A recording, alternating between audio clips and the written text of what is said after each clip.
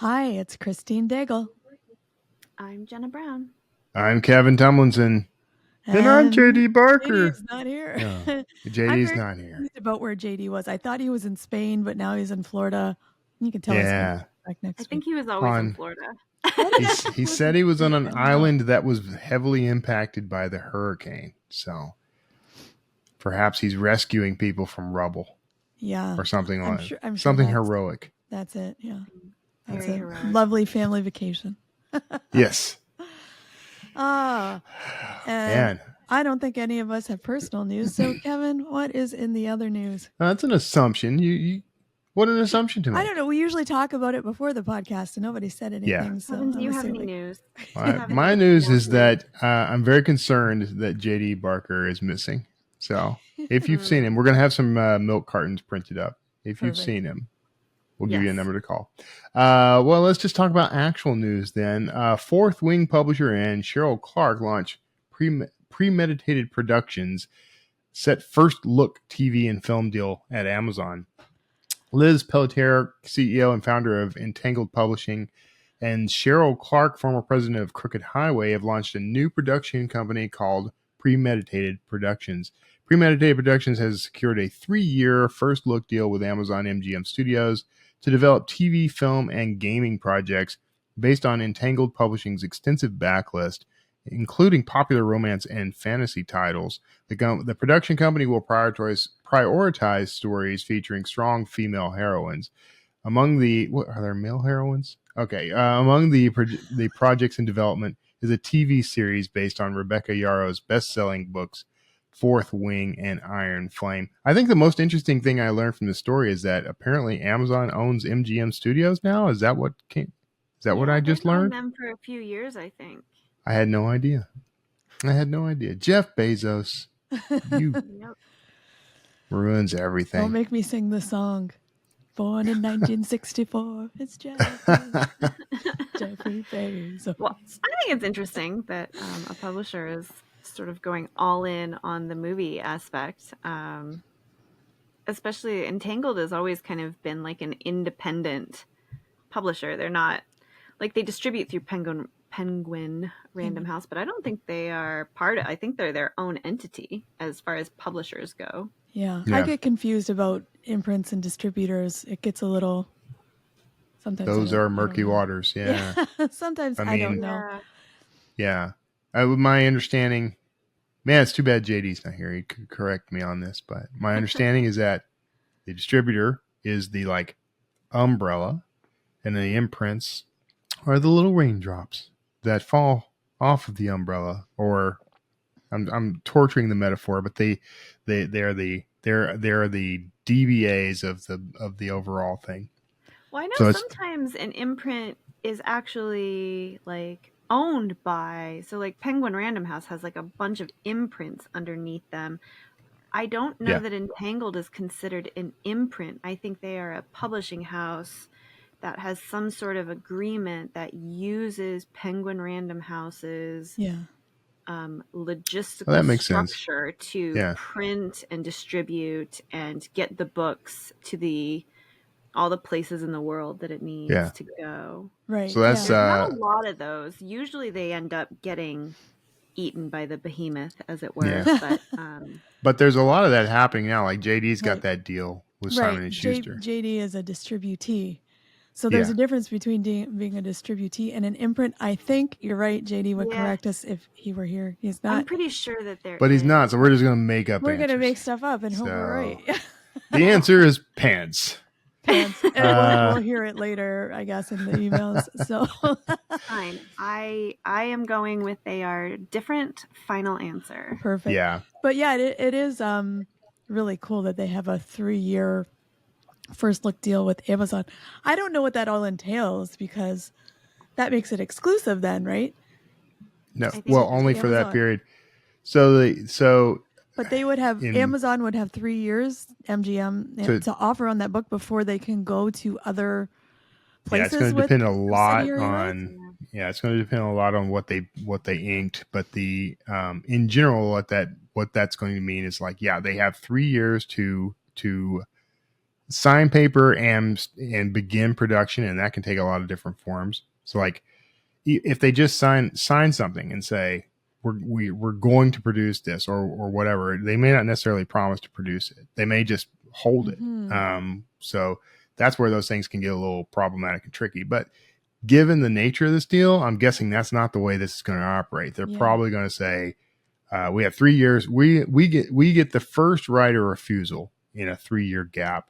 And after that, you can take it to other studios. And I'm pretty certain that MGM's not going to let hot properties get away. So they'll probably sign them for something within that 3 years. But just interesting. I'm like, that sounds good. And then I'm like, is it good? Because are you tied to one production company for 3 years? It has to be good. I hope they get... It's good. I mean, it's no worse than like every other deal you get out of Hollywood. I guess what I would argue is that like at least you have a studio looking at it. Like when you publish like through I don't know, Penguin Random House, like there's no guarantee that anyone will even look at your manuscript or your book. So at least this way it's sort of like, I think it increases your odds that someone at a studio is looking at your idea and your concept and deciding if it's That's a good point. I was thinking it would tie you up, but you're like, but it also guarantees someone will look at it. That's a good point. And prioritizes it. Like, they're going to look at those properties first because that's where, they have effectively guaranteed deals. So if they want them. So it sort of cuts through a lot of the garbage too. Like, if you think publishers get a lot of submissions, just I'm sure. look at how the Hollywood. I'm sure I've heard stories of like people just chucking screenplays like on, people's lawns, like honestly over their fences and stuff. So like, here's your latte, sir. Oh, what's this? I've served it on a tray made of my screenplay. All right. So, well, good luck with that, guys. I'm excited to see forward progress. And as someone who writes a book with a strong female protagonist, I'd like to say hello. All right. Next up, authors sue Anthropic for copyright infringement over AI training. Listen to that song. Doesn't that sound familiar? I know. We've heard this tune before. Anthropic is now the third major tech player after OpenAI and Meta to be sued by authors for using copyrighted works to train their large language models. In this claim, the Book 3 dataset, which includes thousands of copyrighted books, is the central target. It was used to train Anthropic's Claude.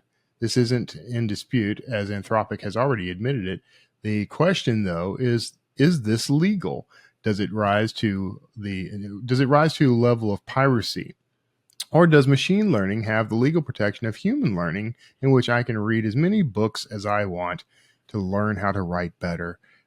It's like Christine anticipated what my answer was going to be and just threw it in there as a quote in the last line. Yes, I did. Well, that's the interesting part about this, right? Because we've seen this happening, but now Anthropic has admitted it. Yes, we did use this, but they said, how is that different than a person reading to learn? We could get into all the ins and outs of how AI works. Like it doesn't plagiarize, it predicts what the next word is going to be. It doesn't even understand words, right? It understands things in tokens, which are, anyway, I'm probably going to mess it up, but technical gobbledygook. Yeah. It just is predicting based on what it's read, what would come next. Right. Yeah. The likelihood that it would spit out your book exactly is very, very low, right? When it's being prompted. So, but the legal argument here is just really interesting. Is this illegal or not? Can AI learn the way we do? Yeah. Or is it? I would like to submit that we as writers do not want AI trained on a data set that is only provided by the creators of that AI. Because what you have is a very... well, you'll narrow it down to a very specific and particular viewpoint, world viewpoint, styles, things like that. And so the AI becomes not just ineffective, but could become dangerous as a misinformation tool, for example. So the more we allow it to train on existing materials the same way a human child would train on them, the more diverse our output's going to be. Yeah. So, and I think that's interesting too, because when you look at these data sets, you're talking about a few 100,000 books. And, I know that sounds like a lot, but it's not. Like, how many books are on Amazon right now? Yeah, millions. Yeah. At least Growing every double-digit day. millions, if not triple-digit millions, right? So, yeah, it's an interesting argument, though. So I'm curious to see what the legal decision on this will be in the coming years. Jenna looks really contemplative. Well, it is an interesting thing to think about. I mean, yes, you're learning as a human learns, and yeah, sometimes humans download things illegally in order to read them and learn from them. I guess when you're doing it as a business where you're teaching a program for profit, then it does get a little dicier. Like, it's not necessarily this is where I want to throw a caveat in, because I don't agree if they are in fact illegally downloading content. That's still illegal no matter what they're doing with it. But if they are simply training it on stuff freely available on the internet, and or B, stuff that they've purchased explicitly for the purpose of training the AI, there's no, currently in IP law, there's nothing that prevents that. And I don't think I don't think there should be. Mm-hmm. But if they are in fact pirating content, that's piracy. And so we already have laws on the books to deal with that. Yeah. I don't know how that's going to go. That's always interesting. And I mean, obviously the cat's out of the bag. I don't know that AI is going anywhere, but I also don't know that AI is ever really going to be an effective creator of art. And I know that there are some people that say, well, it can do this and it can do this and it can do this. And that's true to some extent, but I don't know, AI doesn't really understand, and I don't know that it ever can understand like the depth of nuance and, emotionality and the conflicting nature of humanity, the things that make a story really good. Like, it could probably come up with some very simplistic plots and very simplistic writing. Yeah. But like, I just don't know that it's ever going to get to the level where it's like creating exquisite works of art. I just don't know that it will. So I think we'd have to look at some advancements in AI. Like, we'd have to maybe have some quantum computing, or I should have put this in the news. There was this wild news story I saw the other day about a Swiss tech firm that is launching AIs made out of human brain cells. Yes. They live about 100 days and they rent them out. I saw that. Yeah. Yeah. So that, I don't know. They're saying that it might have some different kind of learning for the AI. I'm not into all of this. If we ever get to, because right now we call it artificial intelligence, which I think is a bit of a misnomer, because it's not intelligent. It's just a language learning model. It basically predicts the next word that is going to come based on all the previous words and doesn't understand words. But I also just don't know, like, from a business perspective, like, I just don't know that, like, creating AI that, I mean, like, listen, like, art people can make money with art, but, like, there's that, it's like a joke, right? Like, if you're an artist, you like die penniless and unknown, right? Like, it's not exactly like there's a lot of artists that are, it's not a get rich quick scheme, I guess is what I'm trying to say. So when you think about like the uses of AI, when you're talking about like, all right, like science and, the advancements in medicine and neurology and like asteroid mining, and like there are far more lucrative applications. I guess it's so hard for me to believe that someone would be like, I'm going to, invest in this AI to just knock out a bunch of even the people who are mass producing like quote unquote books with AI now, you're starting to see kind of a drop off with that stuff, and it's losing effectiveness.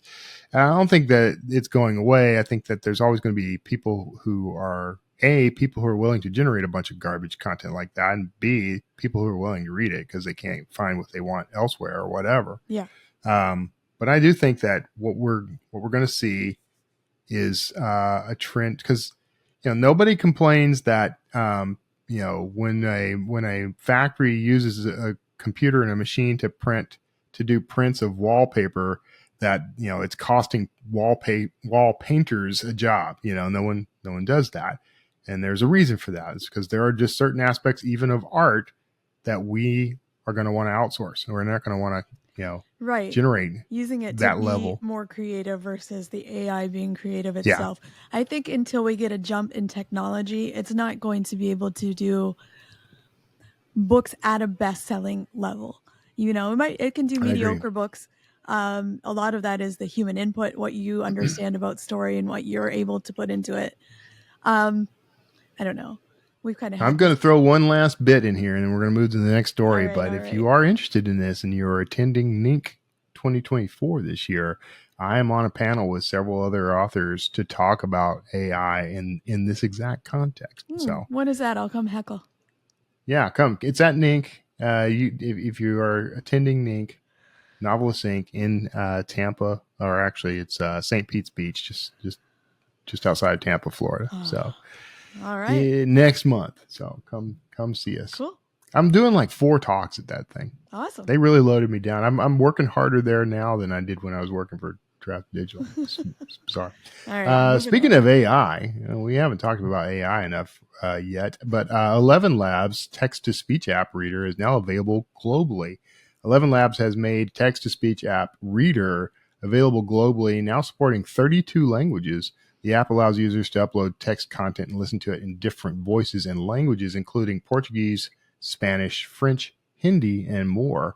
The app, which competes with products like Speechify, will soon include features like offline support and the ability to share audio snippets. And I will say, I actually enjoy using this thing, and I have my own voice programmed in.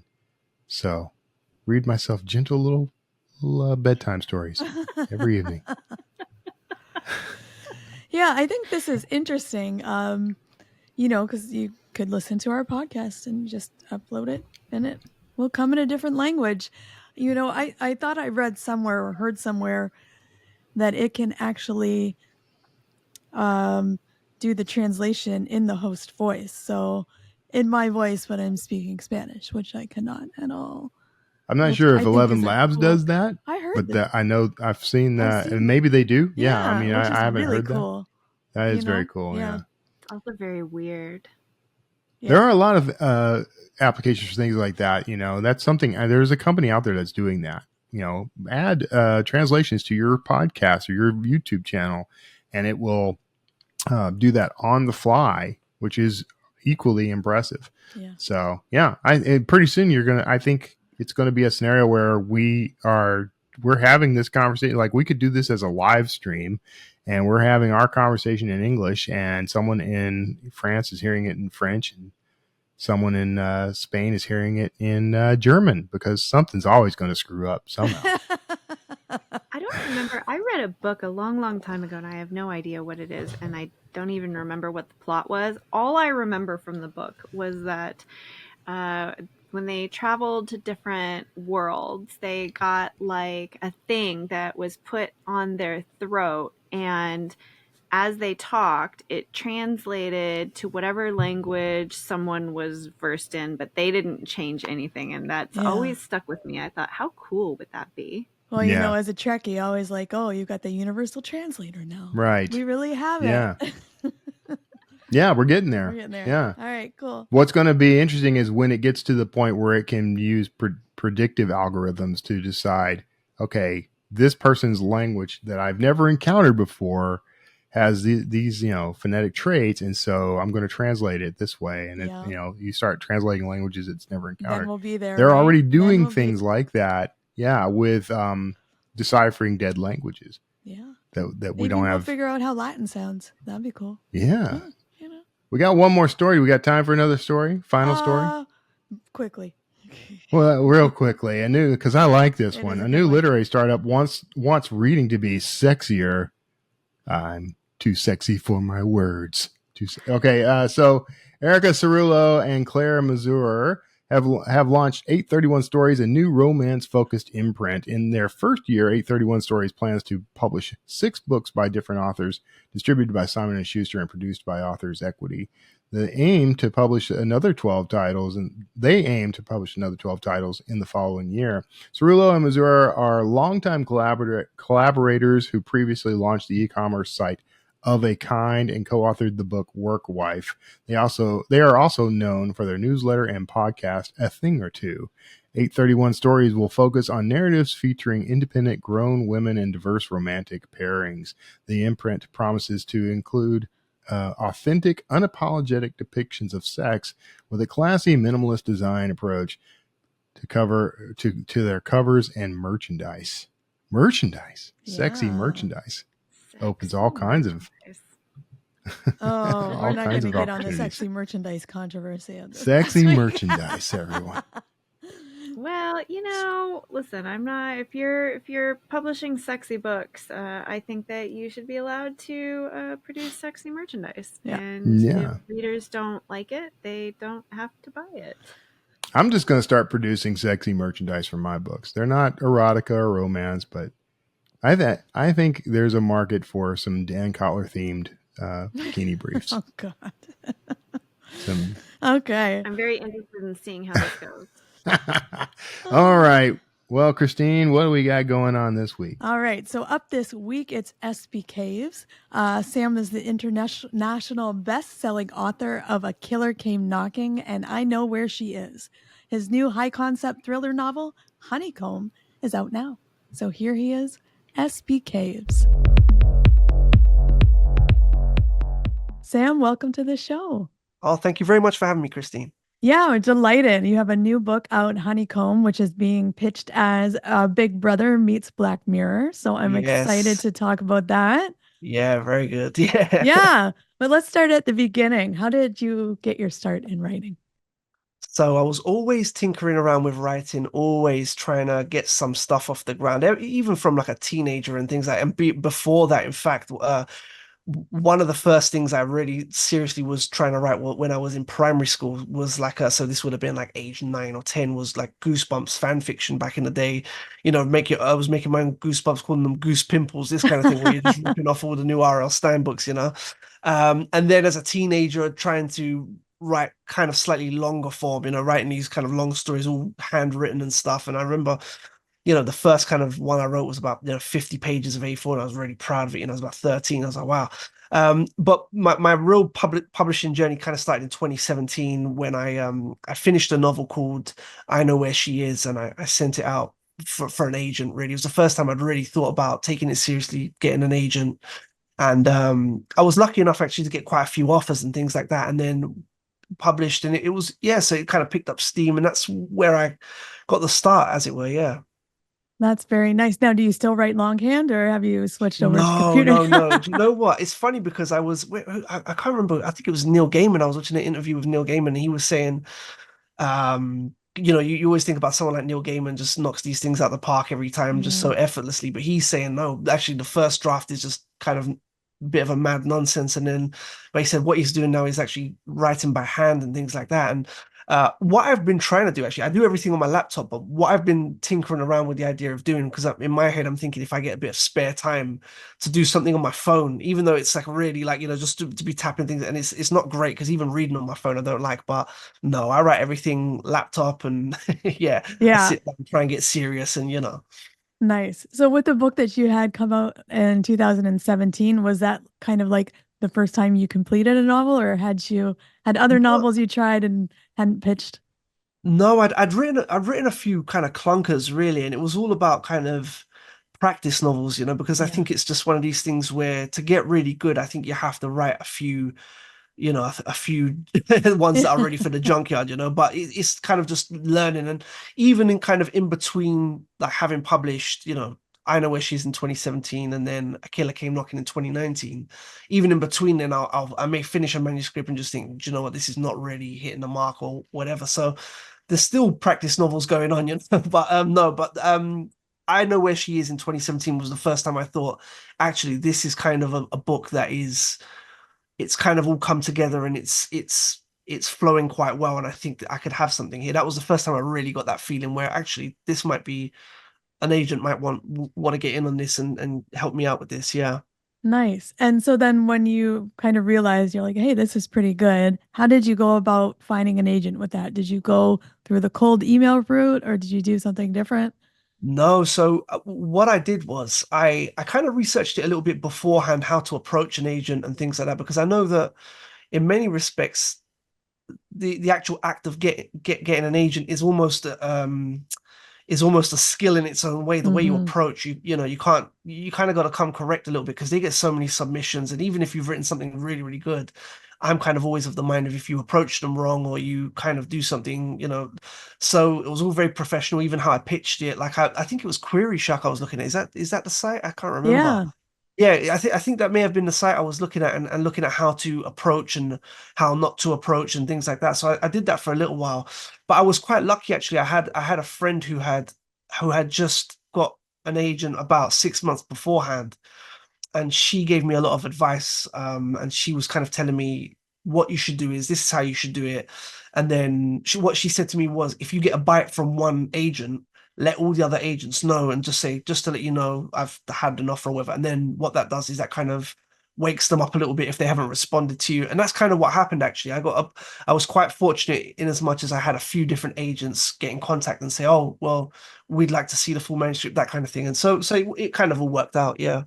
Yeah. And I think that's good for people to know who are maybe just starting to query. Like if you get one interest, you say, oh, I want a phone call or you get an offer, Yeah. you know, it's an industry standard to take 2 weeks and let other agents know so that they have Yeah. a chance to offer. So that's, I think, good for people to know, you know, do yourself a favor, set yourself up for success and let as many people Absolutely, yeah, and yeah, and find not you just know. and not just kind of jump at one thing, you know. And Yeah. it's a good way to also like where some another agent may have your work and not have responded. It's just a good way to maybe sometimes light a fire up under them, and it's because I think agents are.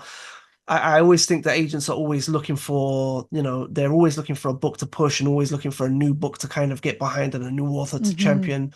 So I think before you kind of get into the business of getting an agent, that can seem quite daunting, or that it can also almost seem like it's kind of like an elite class of thing to have an agent, but really it's just a business and it's just the way you have to approach it like a business relationship, a partnership almost, you know. In Right. fact, it is a partnership, right? Yeah. Yeah. Yeah. And agents' priority is the clients that they have, right? Yeah. So, you know, if you want to be a priority, you have to let them know you have an offer. So that's just Yes, good exactly. advice. Yeah. Yeah, yeah. No, it's all sort of like little tricks and things and just experience, isn't it, that you pick up? Yeah. Yeah.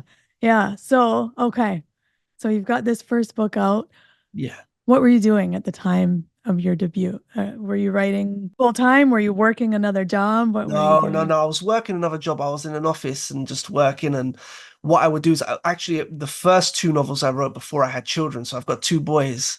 And the when I wrote the first two novels, I had no children or anything like that. So I was kind of able to work, come home, and then maybe from 7 in the evening just get on with the writing. And now I do the similar kind of thing, but I'm actually writing a bit later. I'm waiting until everyone's in bed, everyone's quiet, and then so I stay up a little bit later and I do that. But consistently, it was just always writing, always, always, always writing. So every evening, knuckle down, get on with whatever I'm working on, and just really treat it like. I mean, I do say kind of treat it like a job in as much as I wanted to sit down and put in a good 2 hours or whatever. But Right. it is a compulsion almost where you feel. I've said this like on a couple of different places, but it's like I almost get to the point where I feel guilty if I'm not writing, and because I'll be thinking about it all the time.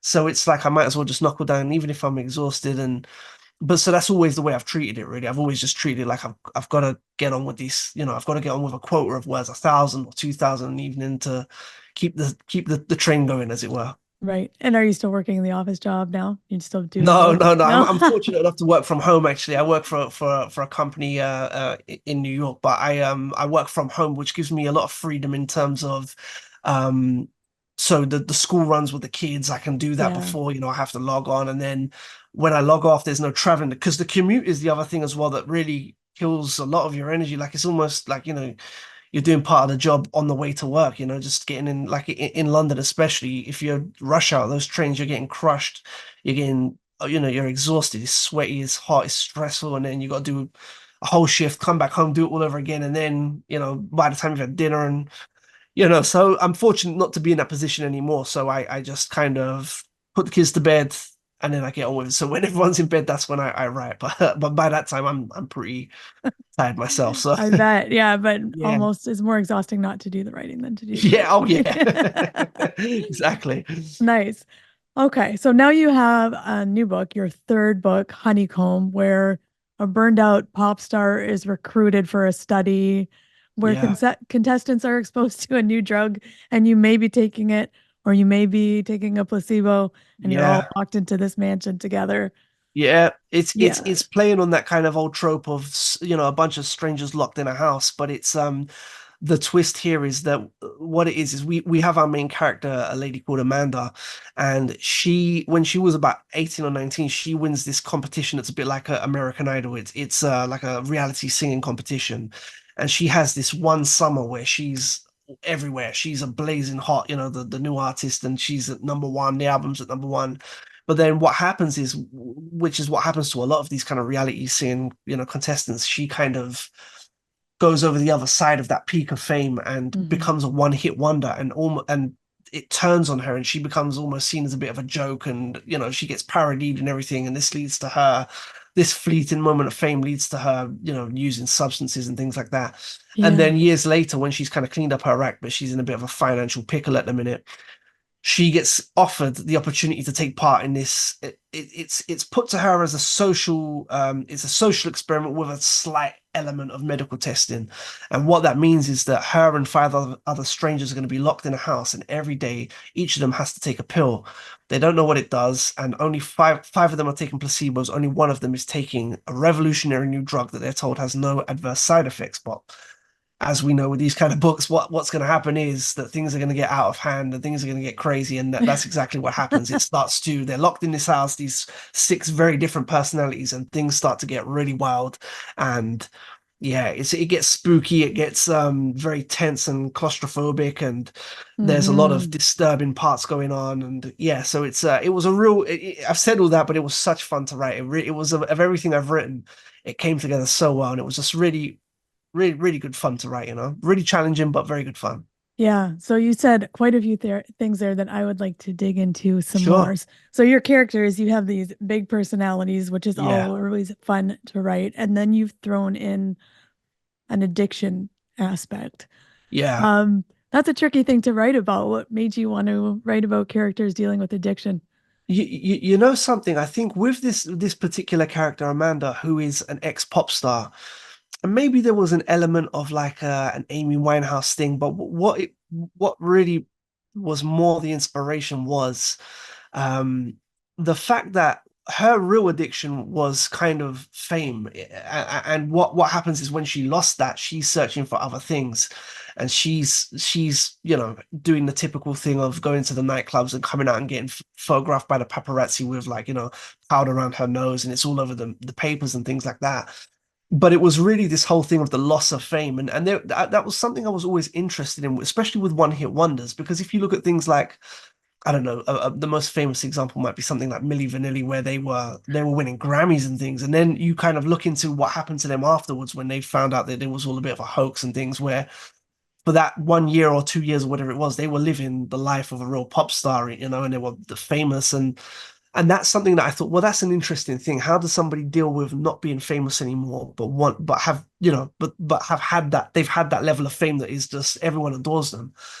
So when we meet Amanda in the house, the addiction side of it, she's clean and sober, but her real addiction, and that's another thing as well. She's very reluctant to go into this and test this new drug that nobody knows what it does, but she has all these assurances that it, excuse me, doesn't do anything bad. And there's a lot of reluctance there, but she's swayed by really what she wants is just another chance at the big time. She wants another chance at being famous and almost a redemption as well. She wants to show people that no, I'm not just a washed up one hit wonder. I'm actually a singer. I've got more to offer, and I want to redeem myself from all these mad YouTube videos that I made while I was suffering from anxiety and depression and substance abuse. I'm actually that pop star that people for one summer were in love with, So Yeah. that was kind of the driving force behind that character. Yeah, I mean, that's a really interesting character psychology, right? Because we see that our culture is just built for this over and over again. We thrust these young kids who are not ready for fame into fame, and then they can have everything they want without any consequences. And then they're, doing all this stuff. And then you see years later on the internet or whatever, here's this very famous person working this regular job. And you're like, yeah, what does that do to a person?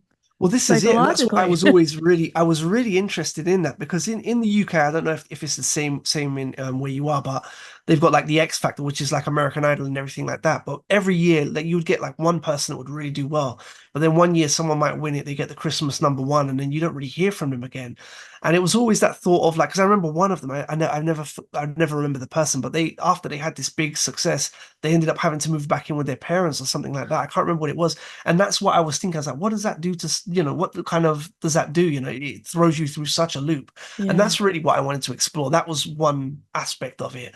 But the other thing was as well, the opportunity to get a bunch of strangers together that are very wildly different, but lock them in an old spooky house. It's very much a trope, but it is one of these things that I thought, actually, you know what?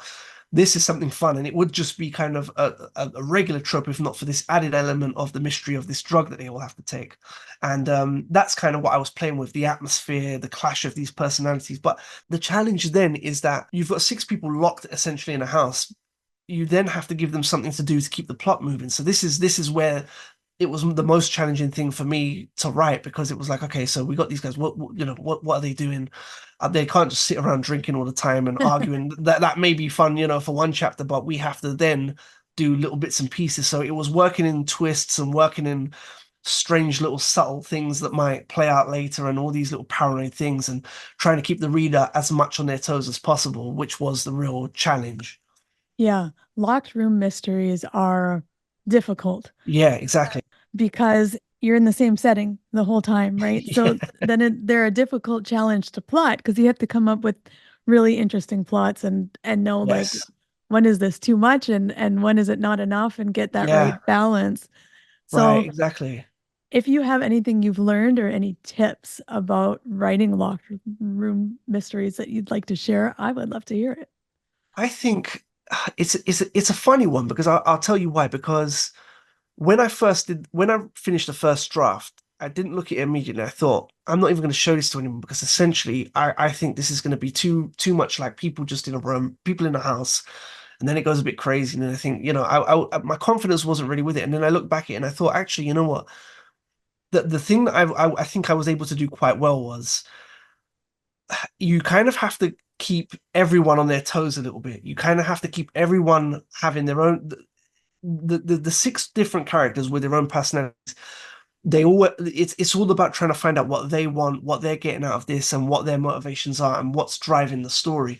And I don't know if I have any tips, really, to be honest, because it's a funny one, because I found it, in as much as I found it difficult, it's one of these things where when I was writing it, and I didn't really plot it out, really, to be honest, it kind of, a lot of the stuff fell into place, and I was like, okay, so this is actually what's happening here, and this is, okay, right. So I started to see a few steps ahead at all times. But yeah, I that's a tricky one. I don't know about advice for that. I think it's just maybe playing with the setting, playing with, like, if you've got an old spooky house, well, we know that it can't just be an old spooky house.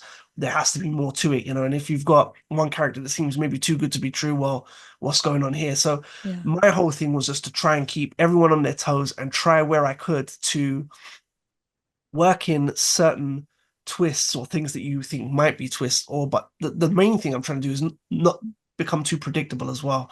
So I've said a lot there, really, and there's not really a lot of advice there, but it's tricky, and it's very difficult. And it's something that I don't think, like, I think it's very hard. I think it was definitely the most challenging thing I've written. Yeah, no, I think actually you said a lot of good things there. So you have very different personalities that are clashing. People who are unreliable may not be what they seem. Correct. Yeah. You have a setting that's interesting and may not Yes. be what it seems. Exactly. Yes. And then you're thinking a couple steps ahead, just like if this was real life, what is going to happen in this situation? And just thinking a couple steps ahead and Right. then mixing that all together. So it Yes. stays Exactly. interesting. In fact, now that you've said that, one of the key things that I thought was actually knowing the characters, their backstories, and the reasons why they're also in the house taking part was another thing that I thought actually helped me along. And I thought, okay, right, this is why these guys are doing it. We know why the main character's doing it, and then we've got twists here and twists there. But yeah, it's like you say, even using the house as a setting and thinking this looks like an old house, this looks like an old mansion or whatever, but it's actually more than that. There's more going on behind the scenes, and that kind of almost omnipotent knowledge while you're writing is actually what helps you with the plot, I think. Right, exactly. So I'm curious when I was prepping and just, doing my due diligence by stalking you online. It seems like you're an old movie fan. Do you like old black and white kind of Yeah, you know movies? what? I do like kind of classic Yeah. cinema, but my whole thing is my favorite kind of cinema is old horror films like from the 70s and 80s. That's kind of my favorite.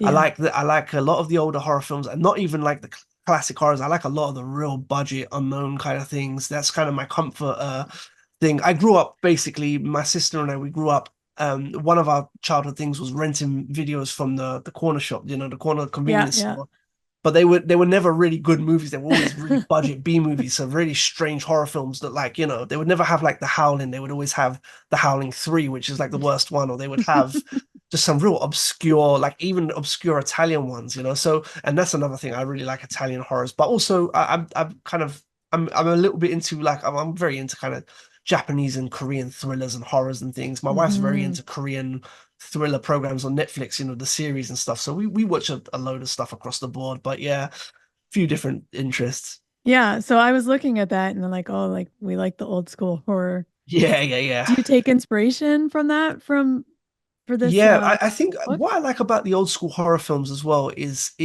I mean the acting can be bad, the special effects can be bad, the plot doesn't need to be terrific, but a lot of the times what you're getting from these older films is a certain vibe, like just there's a really terrible horror film, and I say terrible in the nicest kind of way if you can. It's a very unknown film. It's called Dark Heritage. It's based on a Lovecraft story, I think, called The Lurking Fear. It's like one of these ones that looks like a student film. It's really quite bad. It's from 1988, but it's got something that is just the vibe of it. The special effects are a little bit ropey. The acting's really weird, but the vibe of it is so unusual, and that's something that I think that actually with books as well, if you have the right setting or the right vibe, that can actually count for a lot. I think you can have very intelligent plots, you can have very like a kind of interesting and attractive characters that you want to read about, but I also think that a book should really a good book should give off a certain vibe, if that makes sense, for lack of a better word. Yeah, no, you're saying like there are certain writers when I read them, I'm like, oh, they're a really atmospheric writer. Yeah, Like the atmosphere is really awesome. Like Chandler, absolutely. Yeah, you know, Riley Sager, who we had on, I read that book. I was like, man, that is some awesome atmosphere in those books. And yeah, that'll Riley's just the man. Yeah, draw you right into that yeah. book, right? Yeah. Yeah, Right. no, that's the other thing as well. It's like, so with I Know Where She Is, my first novel, I thought Yeah. I'm going to have it raining the whole time. It's going to be during like a really bad wet spell. And that was nothing, just because probably maybe inspired a little bit by Seven or something. I don't actually know if it was, but in my head, it's just like, that's just one way. Okay, we've got this gloomy atmosphere now. Yep. We've got this charged atmosphere. We know it's going to be wet and dingy. And if the reader can feel a bit damp and a bit cold while they're reading it, while this is all going on, then that's great. If they can curl up with a coffee while they're, they're reading it, that's kind of what I try and go for sometimes.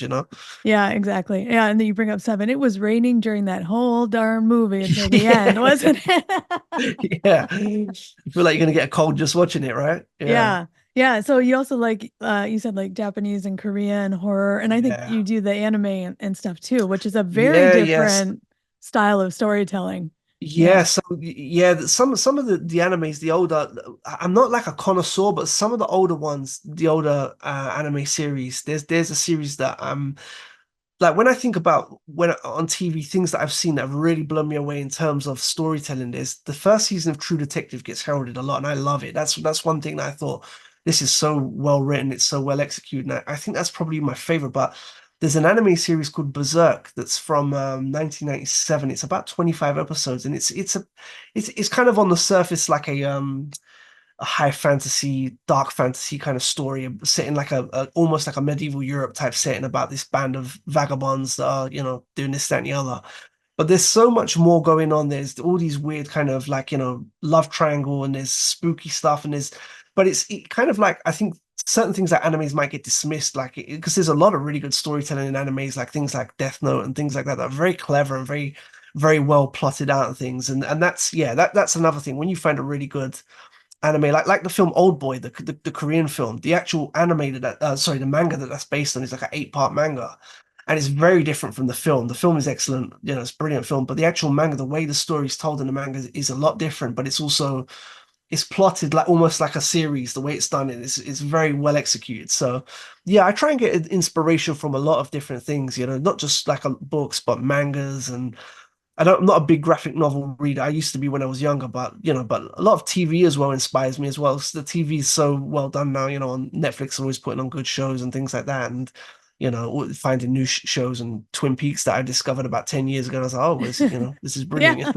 Yeah. Sorry, I feel like I'm saying a lot. Sorry, no, that's so good. That's good. Yeah, and that's interesting. So I just like hearing, what writers take from other mediums or other. Yeah, definitely. Even when I was younger, I used to play a lot of video games, and I was saying that I was always into, like, when I was really young, if I was playing a game or a video game, and there was like an old game called Golden Axe, like a hack and slash game. When you turn the computer off, I would always be thinking, I would try and do a drawing or think about, what kind of stories are these characters going to get. And that kind of continued on from when I was in, high school and things like that, playing video games. And, right. Like the Resident Evil series, I was obsessed with that. And I would always think about, oh, if I plotted a Resident Evil game, how would I, what would my storyline be? So my mind was always working like that, and that's another thing. When I see something like a film or I read a book, for example, I would always think like, wow, for one, why didn't I think of this idea? Why is this person had this idea? And then I'd be thinking, well, if I had to write a sequel to this, how would I write? So it's always kind of, my brain is always working a little bit like that. Yeah. That's why you write, right? Yeah, never switches off. It's always on go. Yeah.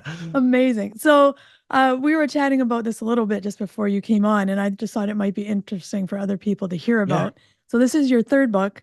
Your first book came out 2017 and 2019. Yeah. And then you had a gap of quite a few years until your book's coming out this year. Mm-hmm. I would love to hear about that and how you manage that when you have that much time between books. Yeah. So I Know Where She Is came out in 2017, and then I had A Killer Came Knocking came out in 2019, and then there was a gap of, it'll be 5 years when my new novel comes out. But in that time, I didn't stop writing. I was always writing manuscripts, and there was a few things that happened. So I had my first son in 2019. So that was a real shock to the system, and that's a real, like, your first child is like the sleep thing just throws you through a complete loop. So it's trying to fit in writing around that and learning how to actually write when you've got a young child, and so that you've got, your sleep is like a currency at that period of time. So you've got to think, all right, have you got to use your time so wisely, and just trying to get. So there was a couple of things like that, and then I had another son, but really I still wrote about 2 or 3 manuscripts, and I think a lot of it was they weren't very good as well. That's the other thing, because it is possible just to write a manuscript and for it to not be very good. It's like you kind of, and the thing with me is, if I'm writing something and I can kind of feel this is not really, I'm finished with it, and I think there's certain good things about it, but I think I'm not really hitting my mark here, and I think I'm not hitting my stride, and I'm thinking. So there was a little bit of that, and there was a little bit of kind of getting not really sure about how to go about things. I've written a few novels, none of them are hitting the mark.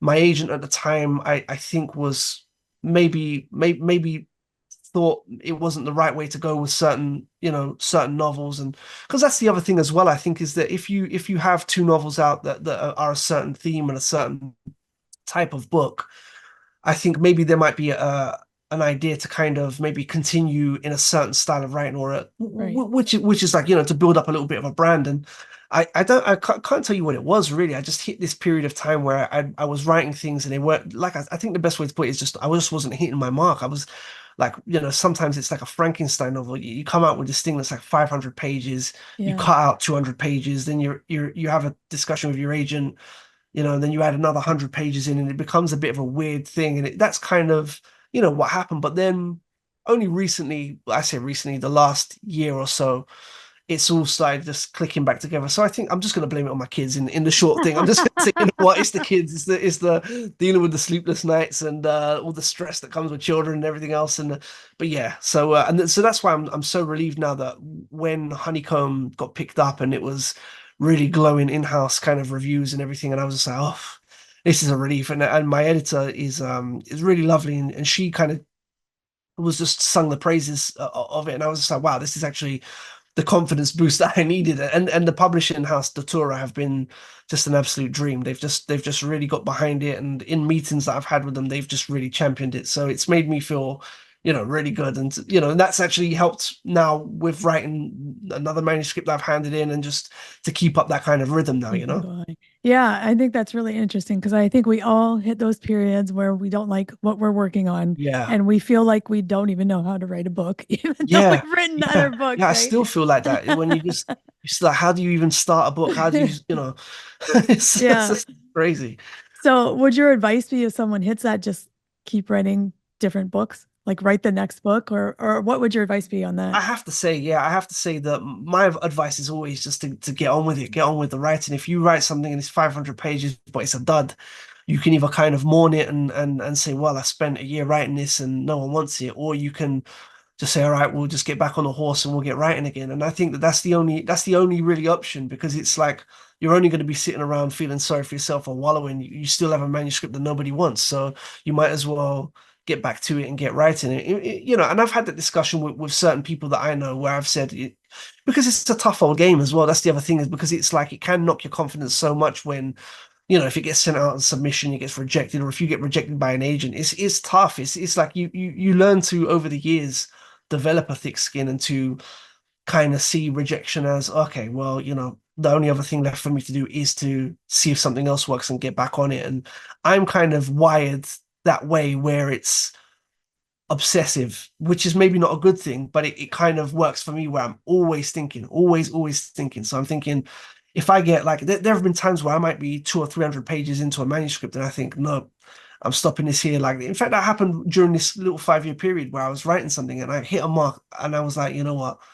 This is okay, but I'm not going to carry on wasting time with this. And sometimes that's bad. Sometimes it's better to finish something. But so my advice on that front is always just to keep writing, and just write through any rough patches, because even with writer's block, if you have writer's block, and a lot of the time it can just be the what's the word for it? Not even the inspiration, but the motivation. So maybe might not even be writer's block, but it's just the fact that you're feeling like, I have to sit down and write something when I haven't been getting a lot of success recently, or whatever, when I could just really be watching TV, or I could be doing something that's a lot more enjoyable than putting myself through this. So yeah, write through it. It's the short version. Yeah. Okay. Would you sign up for an experiment where you may be taking a new drug or a placebo in exchange for getting everything you want? Not. But I'm not sure I haven't done that already. I am so mistrustful. Yeah. There is no way I would ever do that. No.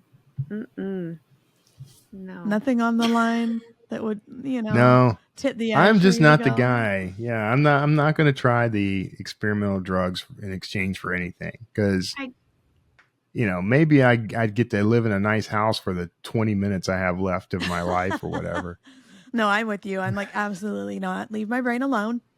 I have enough chronic illness stuff already. Thank you. Yeah. Goodbye. There are too many microplastics in there for me to add strange new chemicals. Control freak. Like, there is no way I'm gonna ever risk giving up right my autonomy for anything. Right. Look, I haven't even tried pot.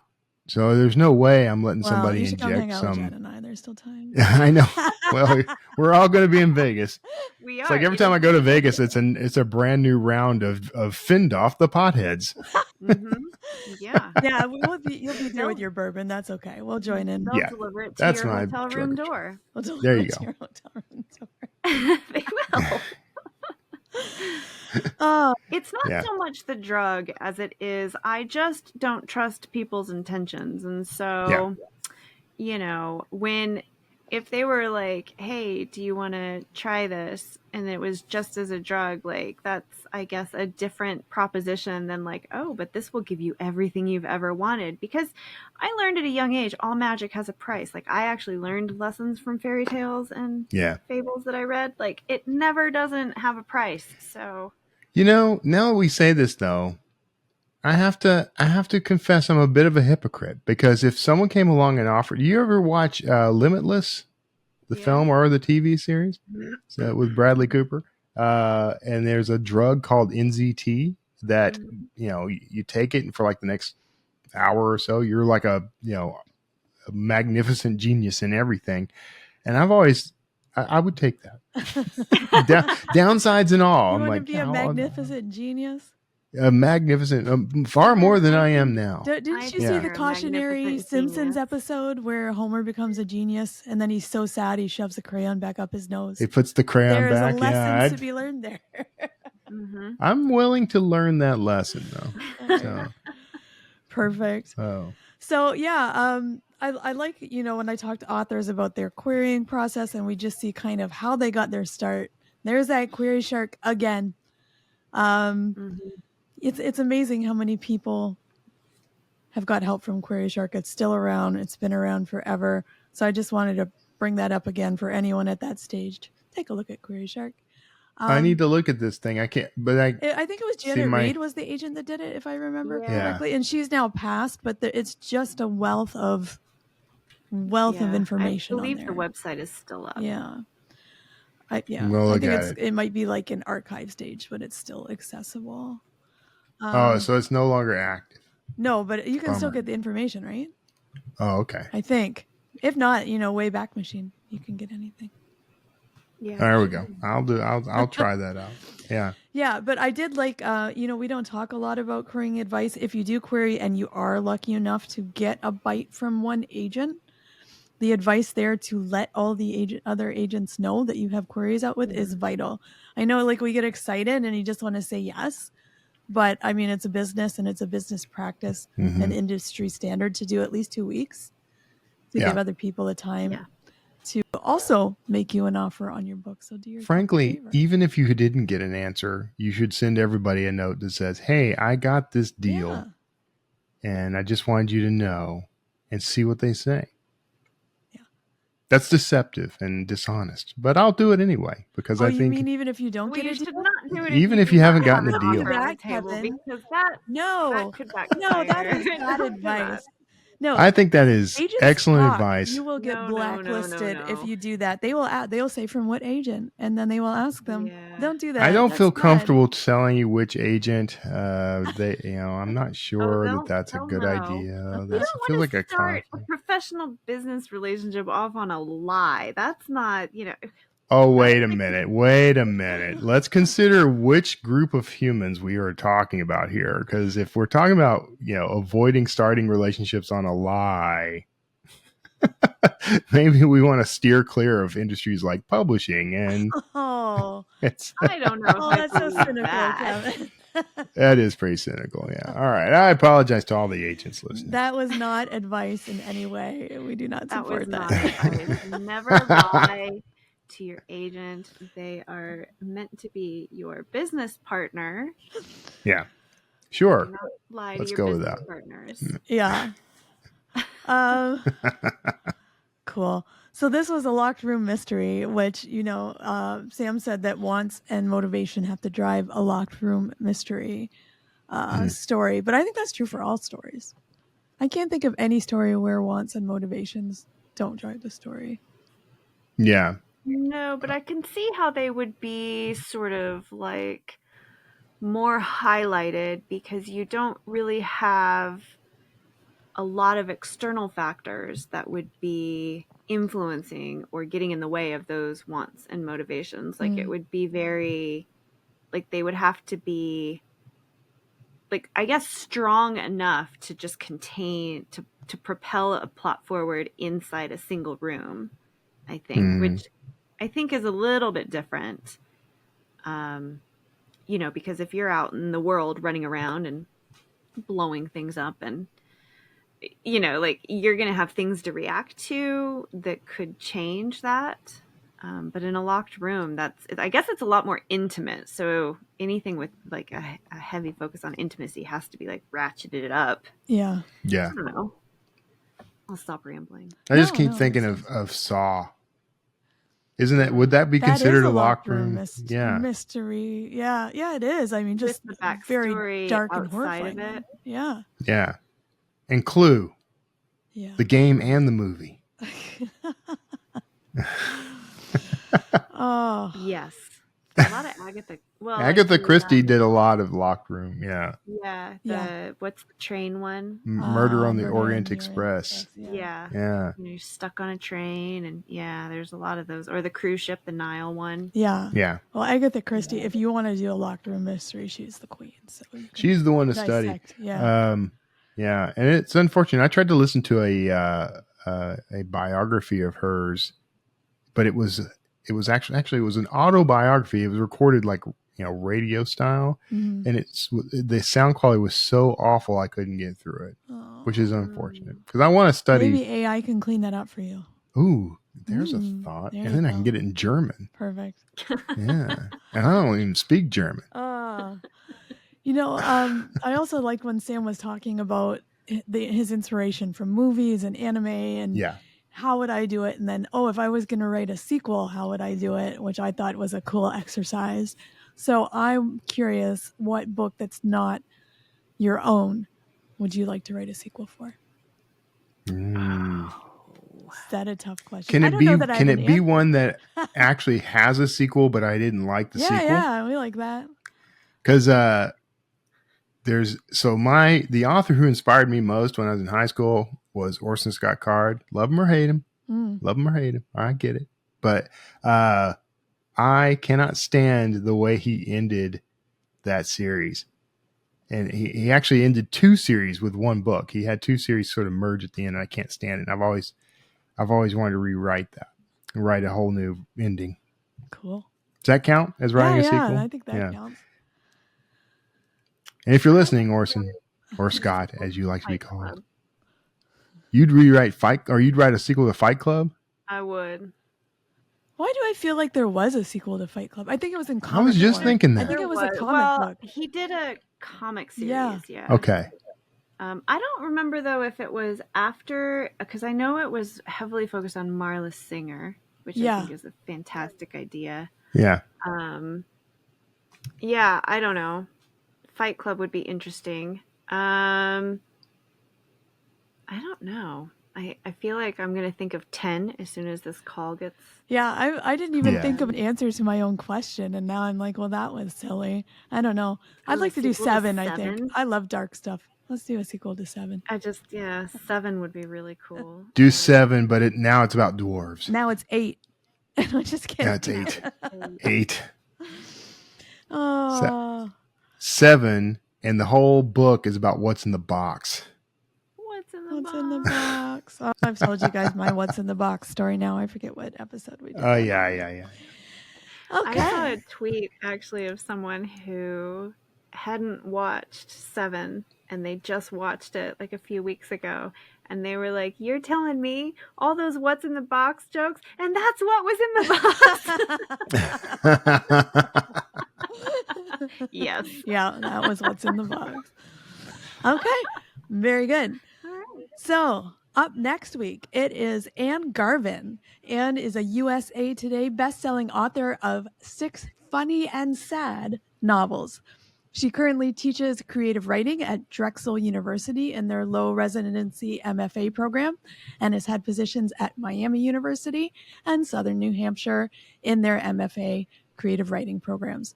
She's also the founder of the Tall Poppy Writers Group of traditionally published authors who are committed to helping readers find wonderful books.